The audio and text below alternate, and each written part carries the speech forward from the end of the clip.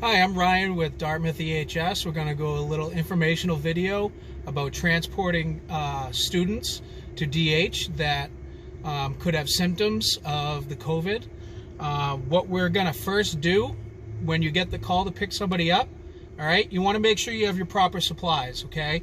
So the van is going to have the Lysol wipes, gloves that you're going to ask the students to put on, as well as masks that you're going to ask the students to put on, okay?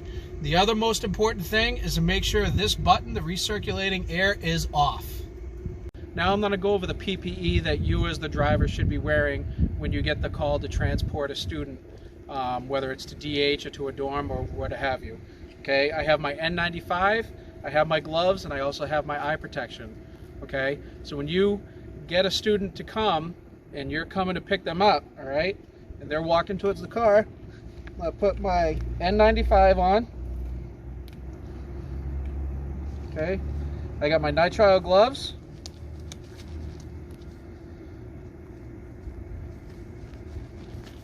Okay, we're going to ask the student to step back so you can open the door for them.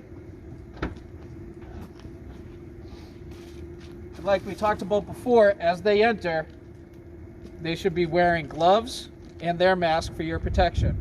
And as they enter, you want to ask them to sit all the way in the back, right back here. All right, that's where the students have to sit. And then you come, shut the door for them, and you're ready to go. So we've arrived at wherever you need to transport these students to. Okay, you're going to get out of your car. You're going to open the door for them. Again, step back to 6 feet, just like you would as you're letting them in. Make sure you have your social distancing.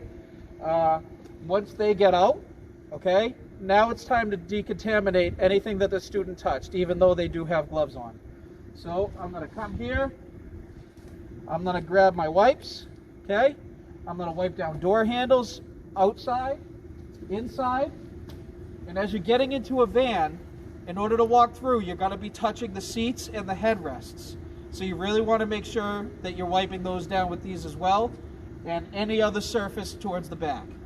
We just want to make sure when you're picking them up and dropping them off, you give yourself 6 to 10 feet of space as you open the door for them to get in, as well as when you get out.